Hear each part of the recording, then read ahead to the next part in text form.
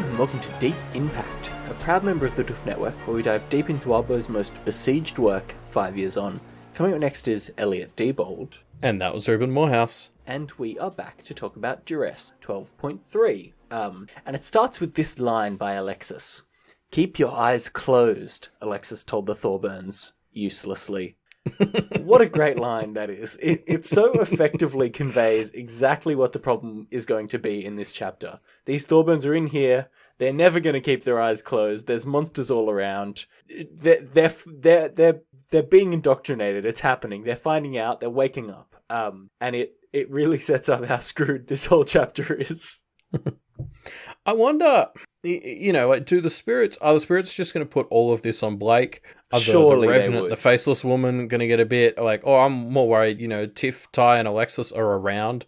Are the spirits going to be like, well, you didn't do enough to stop it? I guess we'll see. It would be just their luck and just Blake's luck that they also get roped into the responsibility of the Thorburns. Yeah, I wonder if actually the responsibility will just kind of fall on Rose as the reflection of Blake here. I think that would be quite funny.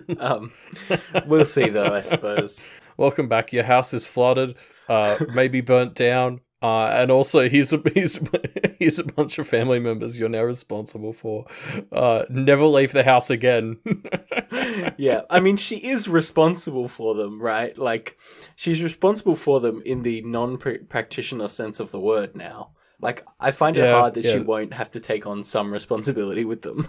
Yeah, that's true. But anyway, so going back to what you were saying about this great opening line, like, I feel like quite often we pull out the opening line because I think, the opening line of a chapter is so important for setting the tone of the chapter and sort of setting up what it's going to be about or what's going to be happening.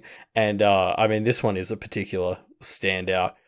There's like a maniacal sense of humor in this one of just like things are so fucked. Blake just can't help but like make it go away with humor. Yeah. Things do feel pretty fucked at the start of this chapter.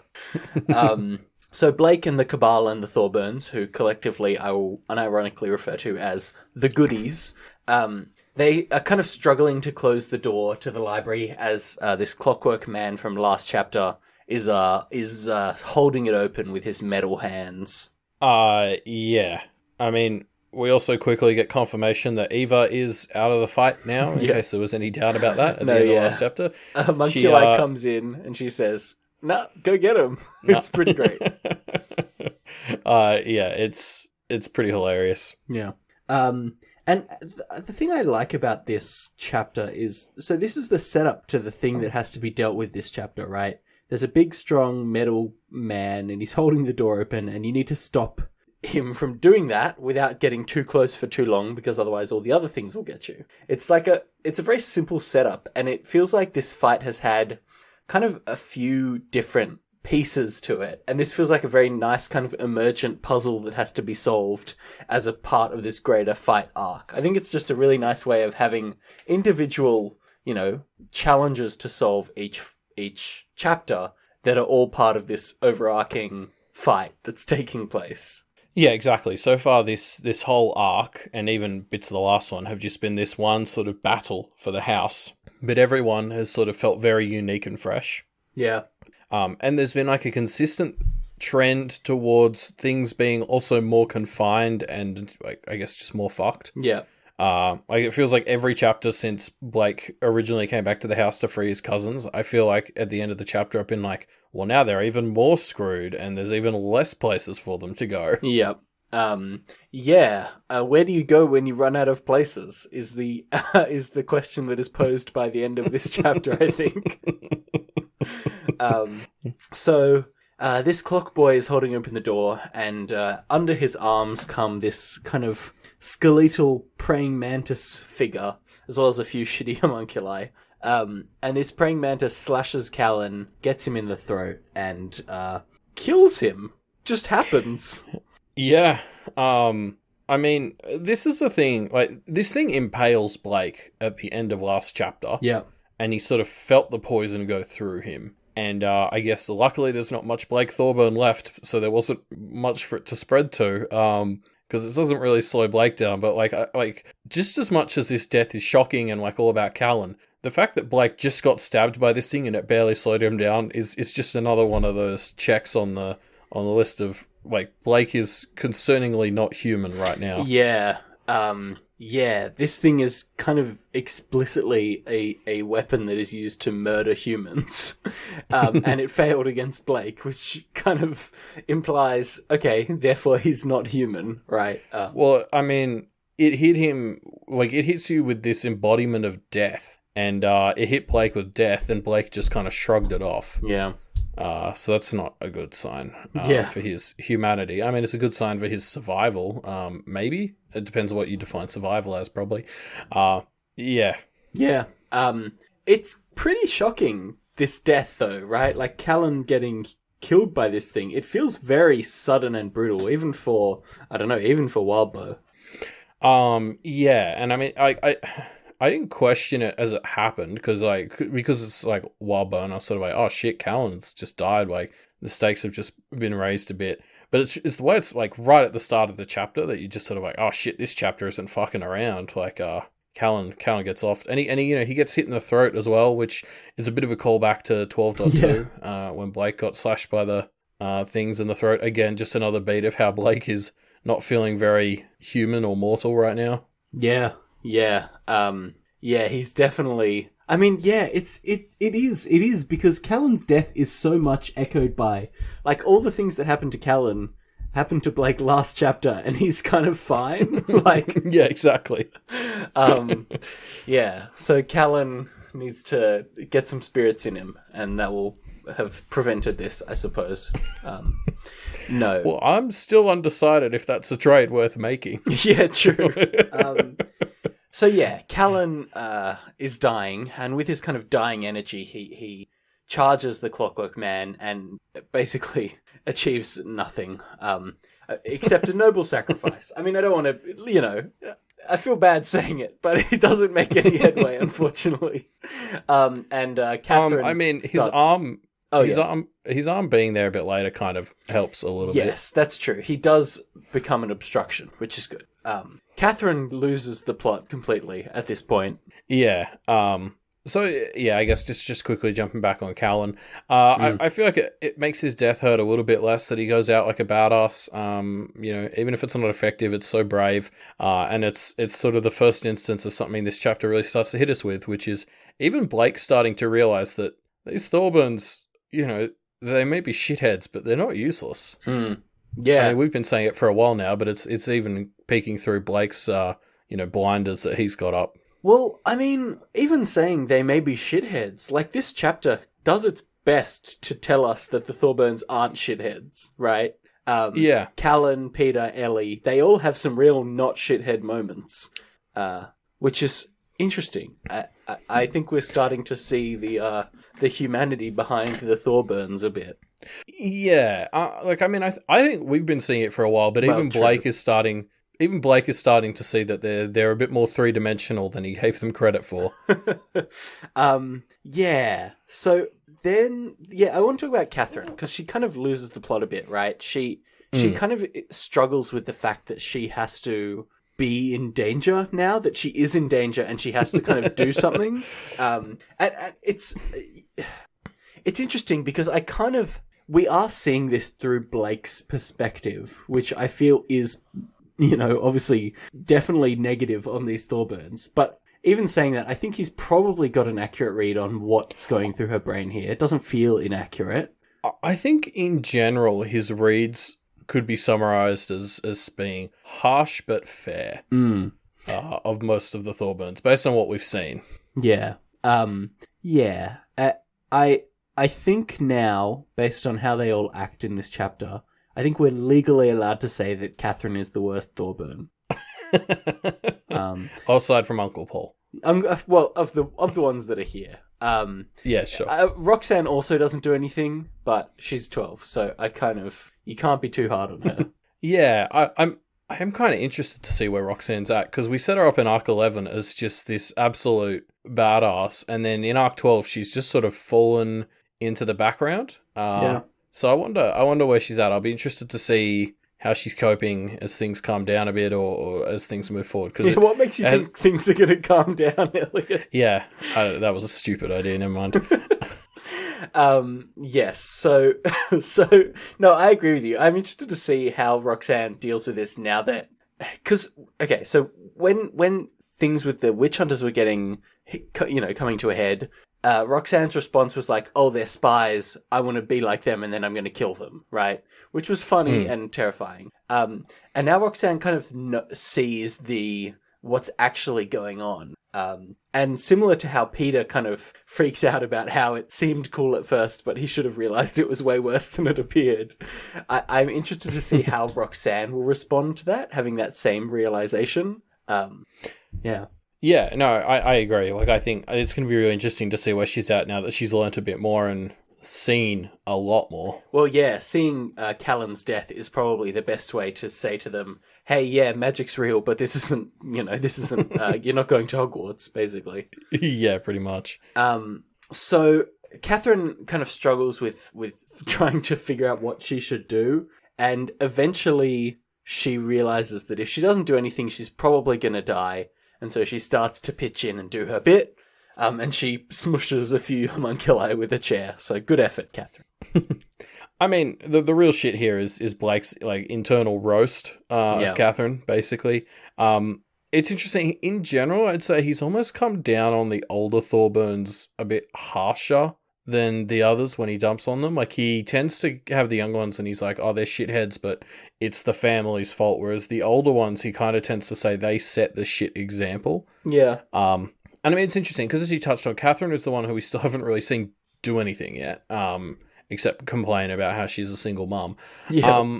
And I mean, like, that's the thing. She is, from the looks of it, a seeming like a moderately successful chef, which is like a, quite like famously high stress job. And she is a single mum, and that's not the world as she would like you to think, but like it's not nothing. Yeah. So she can't be completely useless, and if she's the oldest, this probably is the hardest for her. So I don't know if I want to write her off quite yet, like Blake seems to. But I mean, yeah, I don't know.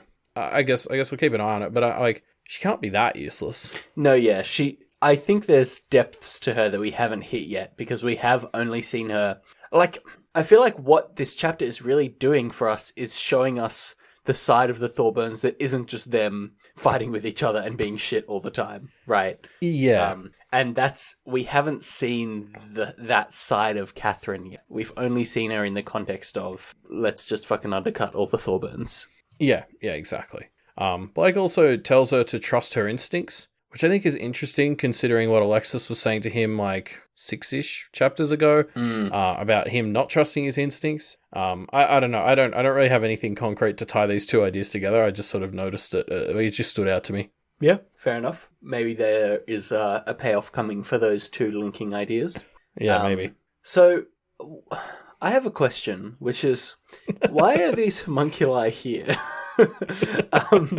They're such a non-threat that Catherine is able to take them out. That's all I need to say. No, like there's these parts where Ty and Tiff as well are kind of struggling to hold the door closed against the automaton.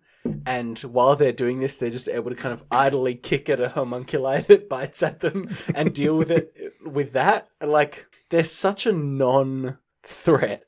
Yeah, I mean, they're like creeps in Dota, right? Like, they're not actually there to do damage. They're just there to sort of get in the way and put, like, a small but consistent amount of pressure on you. I like that. I like how you've made it into terms that I can relate to, Elliot. I appreciate that. I'm a man of the people.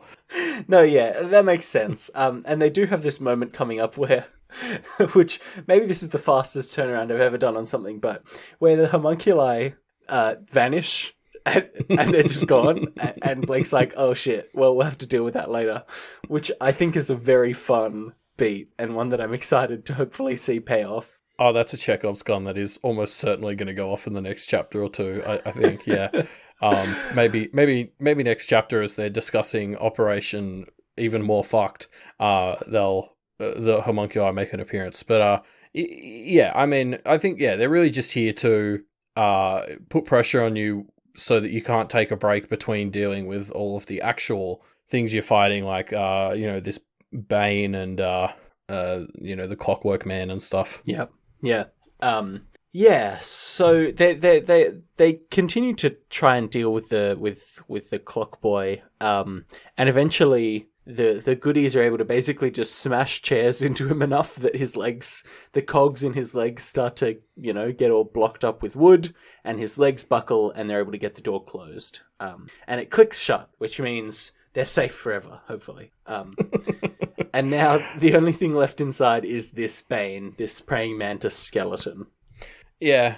I mean, you were talking about how the homunculi were kind of shit because Catherine was able to beat them. I think that also applies to this gear person. I don't know, you have to be pretty committed to your theme, Bahames, to still be building a gear person in this day and age. Clogging the gears is such an obvious tactic. I don't know what they were expecting. I'm honestly surprised it took this group that long. Yeah, I think if you've got a clockwork man like this, it's a problem because if you stick to your theme, even if you stick to your theme is shit, but if you don't stick to your theme, obviously that would weaken the kind of overall perception of it, and it would also be shit. So you just can't win if you're a Bahame. You're just stuck with a shit theme, I think. Oh, come on. People invented digital clocks a while ago. Surely they can do something with that. They're going to turn into digital clock wizards. kind of technomancer, I suppose it would be. I mean, honestly, I think if you can deal with, time zones on computers, that's a kind of wizardry. Oh, yeah. I see. Interesting. So it'll all be about calculating time differences between places and using that to fuel their magic. Yeah, they've mastered timestamps. So the goodies basically are now fighting against this bone mantis, and they can't even hurt it, let alone kill it, right? And Blake decides the best way to solve this is to speed read his way to an answer. Yeah, I mean, I usually wait till I've died a few times to a boss before looking up the walkthrough. Yeah, but Blake has already died a few times in this fight. Yeah, that's fair. Okay, yeah, never mind. So he's skipping straight to the game guide. For real though, I do love this. I think I've said a bunch of times that I would actually just be happy to read practitioner textbooks. I think they're always so much fun. They're always so fucked up. Yeah. And this is a great way to work one in, especially because the idea of reading under pressure gives us an excuse to just jump from bit to bit and get all these horrifying snippets. It's great. Yeah. God, there's this image of the Banes that Blake finds, and it's disgusting. It's so horrifying. It's real. Yeah, and I mean that's just practitioner books in a nutshell, isn't it? They're always so fucked up, and it's always so great. Yeah. Also, I love this idea that vampires or Nosferatu, as they're called in this, are sort of this natural alternative to the Bane. We saw something similar with the Sphinx and the Djinn, didn't we? Djinn was sort of said to be like a natural and more powerful version of Sphinxes. I don't know. I just feel I wonder if that's a trend that's going to go somewhere. Eva talked a few chapters ago about how humans were sort of smoothing the edges of creation, presumably with our ability to have ideas and empower the spirits. Yeah. And I wonder if, what Johannes is sort of saying with us scope creeping is a thing, and we're not just scope creeping on others in sort of taking up their space, but we're also creating artificial versions of them, which is impacting, it's a climate change metaphor is basically what I'm coming at. Interesting. Yeah. Where Isadora is the greenhouse gases. Oh, I don't know. Just something that is taking up the domain of the original thing. It's more like introduced species, I guess. I don't know. Right. Yeah. Interesting. Yeah, I wonder if that's something we'll see, because you're right that there have been some beats of the kind of man-made stuff usurping the natural. I mean, we talked about how metal seems to have replaced wood as a fundamental element, right? Which feels like another example of this, of humanity just kind of becoming such a dominant species that they impact what the core elements of the world are. Yeah, are we going from smoothing the edges of creation to having a more guiding hand in it? And, is that a good or a bad thing? Considering, what a mess humanity is, probably it's not great. But also, no one else seems to be doing much better. So I don't know. Yeah, it does kind of feel like what you mentioned, kind of an allegory for global warming, right? Like, I mean, and we've touched on this with the idea of demons and radiation. It kind of feels similar. Like, being a practitioner, that's, capitalism, that's the Industrial Revolution, I suppose. And demons and karmic radiation is the equivalent of poisoning the planet. Yeah, it's pollution. Yeah, I mean, yeah. Mm-hmm. Yeah, exactly. I don't know. It'll be interesting to see where this goes in the book. But I feel like this idea of artificial, like, sort of equivalence of most natural others is maybe something that will become thematically quite relevant. Okay, keep an eye out for we'll it. See. Yeah. So Blake finds out that natural things will be able to kill this Bane. But they don't have it. They don't have what they need. Except Ava does. She has a stake made out of green wood. Except she's not willing to play ball. Except she does give them a helpful hint that they can also use bone. Fresh bone. Fresh bone. Straight off the limb. Yeah. A nice fresh cut of bone for you. I mean, she's such a fucking psycho. I love it. Yeah. Her standing on this thing playing. I mean, Blake compares her to the Roman emperors in the Colosseum, and I think that's so perfect. Yeah, that's exactly what it feels like. Yeah, it's pretty great, isn't it? I would also like to pay some respects here to Peter, who. So let me read it out. Peter, she wants us to do it. Peter commented. And then Blake thinks she wanted us to do it.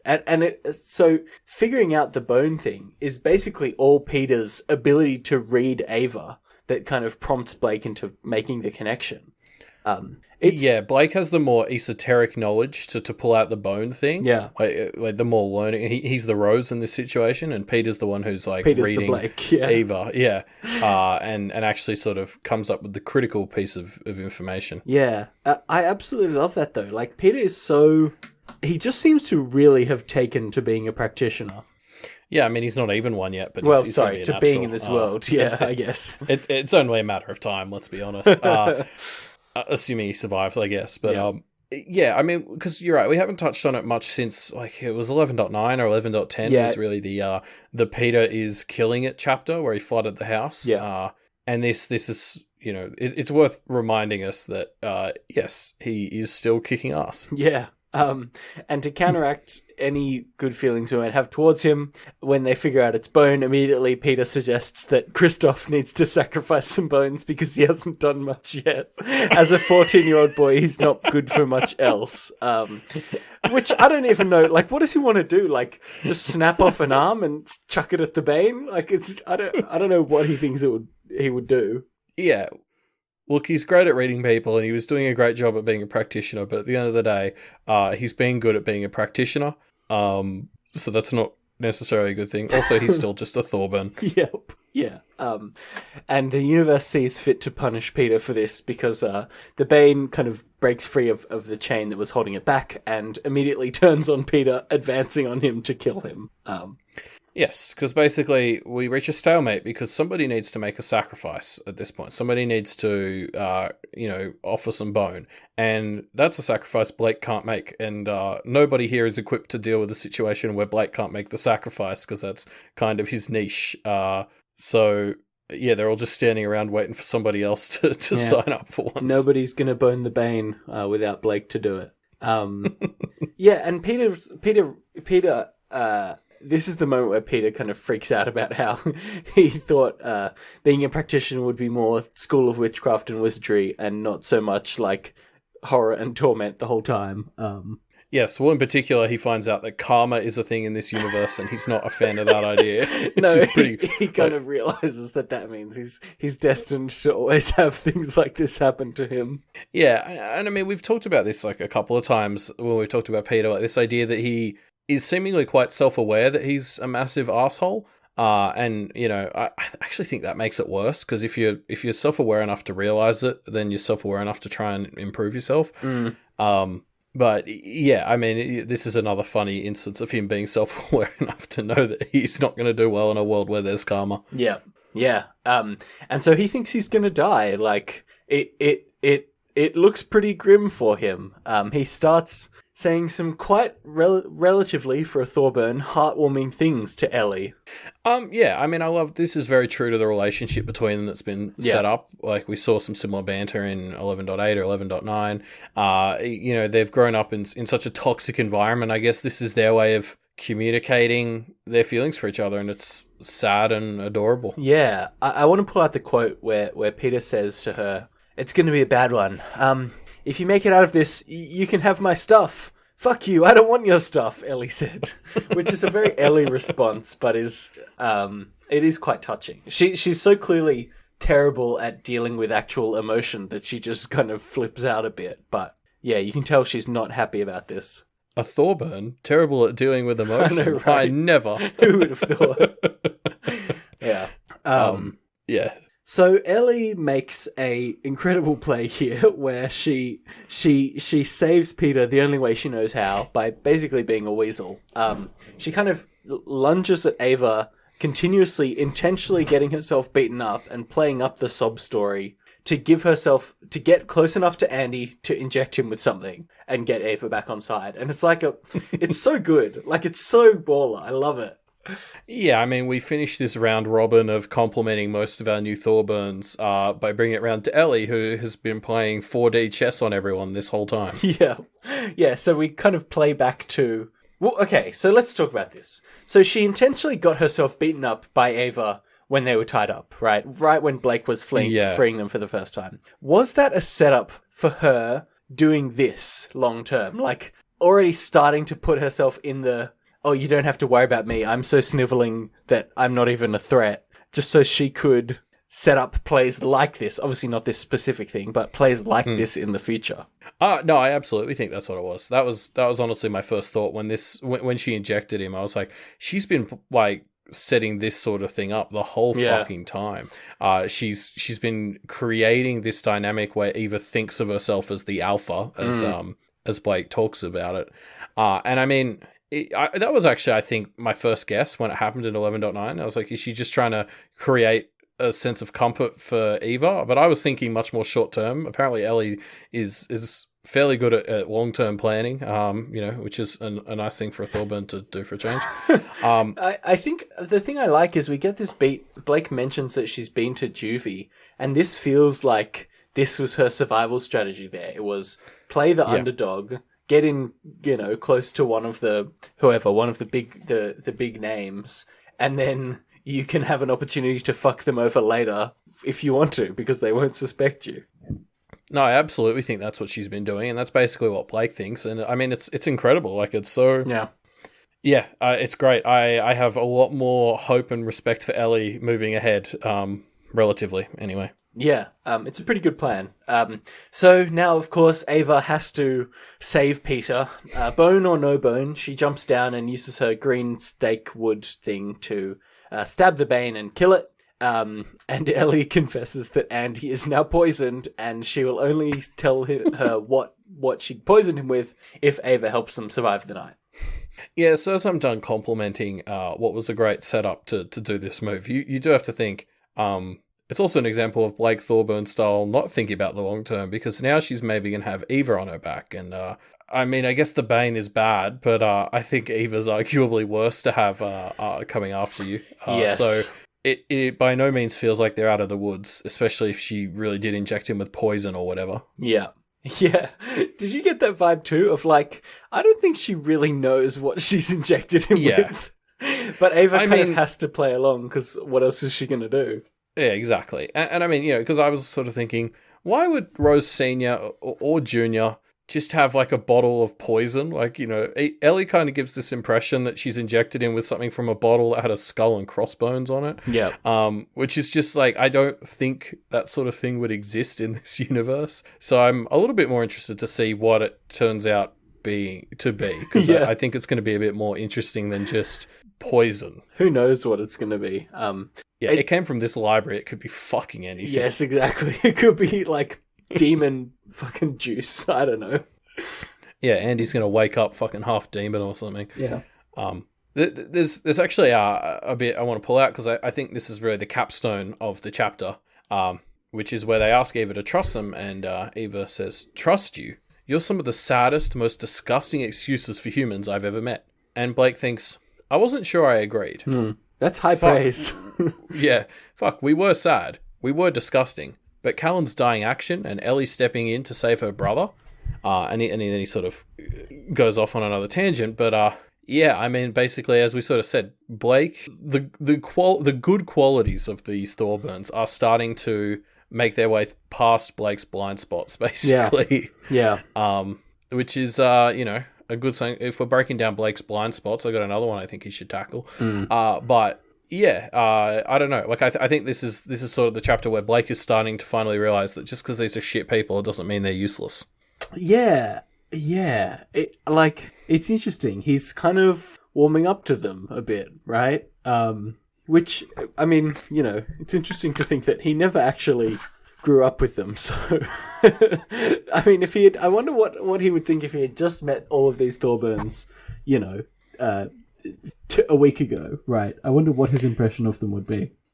I wonder what his impression would be if he'd hung out with any of them as much as Paige and Molly. Yeah, it's true. It's true. Maybe he would be able to. Maybe he would. Maybe it is just a coincidence because we kind of talked about. Sorry, actually, just to be clear, I guess technically he did hang out with all of them just as much as Paige and Molly because all of them had zero time with Blake. Well, yes, sure, but we've talked about how seeing these Thorburns has made us realize how close Blake and Rose are to them, right? And maybe the real thing that cuts through a Thorburn's shittiness is just spending enough time with you that they start to kind of like you. Yeah, and having bigger fish to fry than each other. Yeah. I think it was Ishamoridan on our Discord the other day who said the Thorburns are like a bucket of crabs. Like, they're all sort of stumbling and flipping over each other and keeping each other down in the bucket. But if you stick your hand in there, you're going to get you're going to get bit. Yeah. What do crabs do? You're going to get pinched. Pinched, yeah. Yeah, no, definitely. Pro Thorburns. I'm pro Thorburns now. I like them. I've turned around. I don't know if I'd go that far, but I'm certainly not as anti-Thorburn as I was. I think the Thorburns are a perfect representation of how humans are in the middle between angels and demons, right? Like, they're just so in the middle, and I love it. Oh, and they're so, just dysfunctional. Like, I think they perfectly capture how humans have this tendency to spend more time infighting than actually dealing with the real problems. Yeah. So I want to talk about what Ellie and Peter, the response after Ellie saves Peter. Again, it's so heartwarming. Ellie basically processes this the only way she knows how, by threatening to abuse Peter in retribution for the abuse she suffered at the hands of Ava. And Peter says, "Sure, Ellie," Peter said, smiling, which is so, I love it. It's so good. Yeah, it's kind of adorable. Yeah. I'm all for this, like, toxic layer of sarcasm over an actual loving relationship idea. Yeah, definitely. So the goodies, now with Ava back on side, have bought themselves some time to think, but they need a new plan. And the current frontrunner plan is hiding on the 4th floor, which, gotta admit, bad plan. And Blake comes up with one that he thinks is better, but only barely, meaning that he's really struggling with how he's going to explain it to them. I mean, he doesn't sell it very well. He basically opens with, "This might actually be worse than going and hiding up with the barber." It sets a very bad tone for the opening of this plan, which will presumably be the start of next chapter. Yeah. I'd also like to point out that Blake didn't react this badly when he thought about awakening the Thorburns. Like, he didn't even think twice then, and he's thinking twice now, which goes to show how terrible this plan must actually be. I mean, in saying that, like, not only did Blake not think twice about awakening the Thorburns, he's barely thought twice about it since kind of kicking it off. Like, yeah. That whole idea really did get swept up in rescuing them. Like, I think you brought this up in the very chapter where he was, like, helping them get loose, or it was just sort of like, so is he going all in on awakening them? Is he like, what's like, he sort of kind of got lost. He went there seemingly with the plan to just straight up awaken at least some of them, and then it's just kind of turned into this weird shit show since then. And I have no idea if Blake has any idea what he actually was expecting to happen. Yeah. Or what he thinks has happened. Yeah. I mean, maybe I mean, this is what Blake does, right? He thinks, okay, this is an okay idea. Let's try it. And then things just kind of happen and he goes, all right, well, this is 80% what I wanted. So let's just go with it. Yeah, pretty much. So Blake kind of hints enough at his plan and how much fire is involved that I don't think it's he doesn't explicitly say it, but I think we can reasonably assume that he wants to set fire to something, presumably the house, which has been lampshaded as being flammable throughout this, this arc and last arc, right? Yeah, I mean, Blake even sort of calls that out because he was right. Like, I did notice that there were quite a few times last arc where people were talking about fire burning down the house, and I can't believe I didn't connect it at all until Blake spelled it out for us. It's yeah, I mean, poor Rose. Yeah, it's going from bad to worse. No, yeah, I think it's of course a bad plan. I mean, I don't want to question it too much because I know Blake's going to justify it in the next chapter. But setting fire to a house while you and the bindings of a big scary demon are dependent on that house existing is not a great plan, no matter how you cut it. And not to mention, it's also flooded. Well, that's essentially... Yeah, no, but that's essentially been the premise of the fire worry, this whole arc in a bit, is basically the idea that the barber is up the top being held in by the diagram, and if you burn the house down, that's going to shatter, and he's going to get out. Yes. And that's very bad. Yes. So, yeah, I mean, I'm very interested to get more details on this plan. And just like another sort of stray thought, like the idea of Rose coming back, like we're just talking about how Blake hasn't really thought about this whole idea of awakening the Thorburns. I wonder if he's going to be confronted by Rose. Like, I wonder if it's just going to be when Rose gets back and sees what a shit show this place has become, if she's just going to be like, and why the fuck did you awaken the Thorburns? And Blake's going to have to pause and be like, what was... yeah, why did I do that? Actually, did I awaken the Thorburns yet? Or am I still going to get to that? Yeah. Sorry, yes, awaken's the wrong term. I don't know what the word strip away is. Their innocence, is that? Yeah. I don't know. Anyway, another solid action chapter. Yeah. I really like another solid action chapter. It's like we've had 3 in a row. They've been great. They've all been nice and varied. This was a great chapter. I loved it. This is my favorite chapter in a while, I think, just because there's so much awesome stuff going on. So many good bits. And Ellie's interaction with Ava this chapter is like top shit. Absolutely loved it. Yeah. I'm just loving this arc. Like the amount of sort of setup for future character moments we're doing in amongst all this action sort of has me very excited for where it's going to go in the second half. I'm so excited to find out what Blake's fucking stupid plan is for the house. Yep. But I mean, for me, it's going to be 2 weeks before I find out. It's it's awful. But through the magic of editing, our next episode will come out in only a few days. So how does that work? Nobody knows. We're secretly Bahames, is the answer. Time magic. Time magic. So that's the end of our chapter. A quick reminder, folks. We do currently have a discussion question that you can leave your answers to in the discussion thread. And that question is more of a writing prompt. Create the backstory for a boogeyman based on a local urban legend. Still have a few chapters to get in your theories, your backstories here, your own little mini histories arcs, as it were. Post those in the comments, and you have until we release our episode on 12.5, which will be on the 18th. Yes, so in by Friday, I think it is. Yep. Hold on, I'm going to double check that. Checking. Cut this bit out. I was right. Yeah.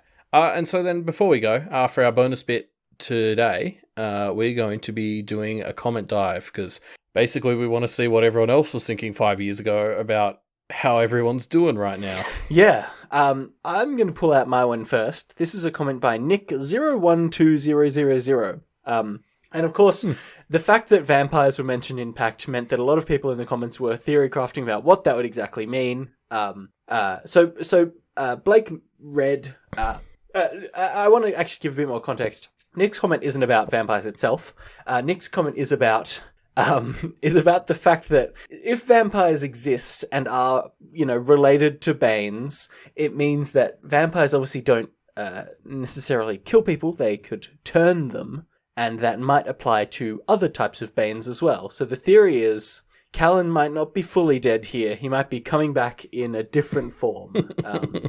So, yeah, it sounds pretty upsetting, and it sounds like the kind of thing that would lead to some very interesting and weird scenes, and it's the kind of thing that I think would be very juicy to read if written by Wildbow. So I'm kind of morbidly curious to see if this happens, how it would be handled. Yeah, because I mean, a staple of well, I guess more zombie stuff than really vampire things is the idea that like somebody that you love turns and you have to kill them once they've turned. I mean, and it's a staple for a reason. It's pretty good stuff. You're right. I would be very interested to see how Wildbow tackles it, because Pact has done such a good job of taking tropes like that and adding a layer to it. I'd be very interested to see what could be done there. Yeah.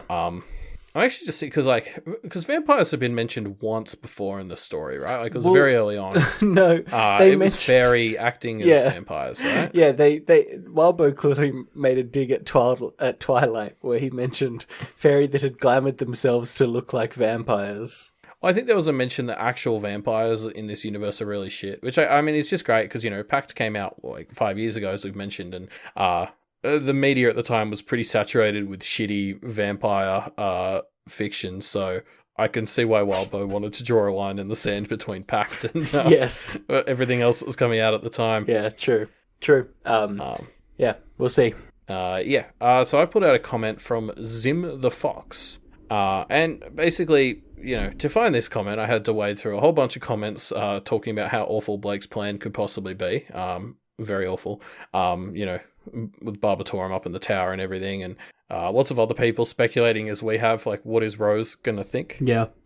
But Zim has this really interesting idea that all the fire speak and Blake not thinking this plan is terrible. Maybe he's planning on finally giving Evan what Evan's always wanted. And turning him into the Fire Sparrow. And, I mean, I can just get behind this because this is the least terrible use of fire that I can think of, because at least it's helping Evan. And Evan got injured earlier in the chapter, so it would be a nice little sort of setup for that. So, I don't know. Zim, I hope you are correct, or you were correct. I don't know. I think if the fire plan is going to work, it needs to be quite a controlled burn, and Evan may be a bit... I trust Evan. Well, yeah, I trust him too, but I trust him not to fuck it up on purpose. Yeah, exactly right. I know he wouldn't fuck it up on purpose. But anyway, so that's everything for this episode. Yeah. If you want to answer that discussion question or just talk about anything else related to Duress 12.3, you can find a link in the show notes to a discussion thread. Yeah. If you're looking for ways to support the show, a great way to do that would be to review the show on iTunes. It can help it be discovered by more people, which means you're basically spreading the joy of Pact, which I know we all want to do. So, review the show, and please, if you like it. Is joy of Pact the right word or the right phrase? It depends on which chapter, I think.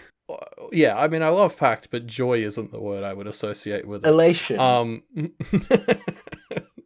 not that either.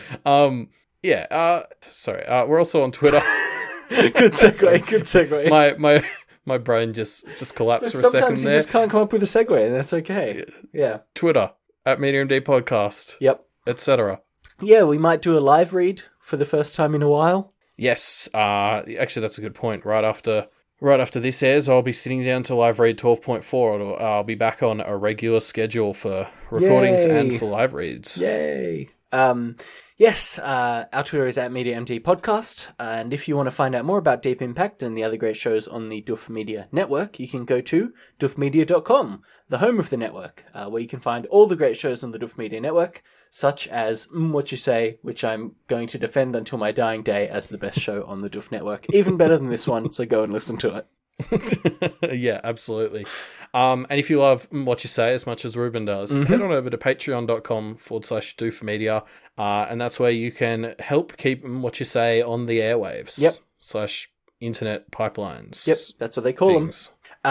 Yes, you can support the Duff Network. We are a patron-supported network, which means we only exist because people give us money to exist. So if you want to be one of those lovely people, go to patreon.com/duffmedia. Also, Wildbow is a patron-supported author, which means he only exists because people give him money to exist. So if you like the fact that Wildbow exists, go to patreon.com/Wildbow and help that stay true. Yeah, instead of, like, you know, supplementing his sense of self with, you know, spirits or, you know, the role of, what was it, Peacemaker or something that Mags has. Wildbow's done it with patrons. Yeah, Ambassador, yes. Wildbow's done it with patrons. So, you know, help keep him around and he'll write all these great stories. Yep, definitely. Apart from that, we're off and we'll see you on Wednesday the 16th for Duress 12.4. See you then. Bye.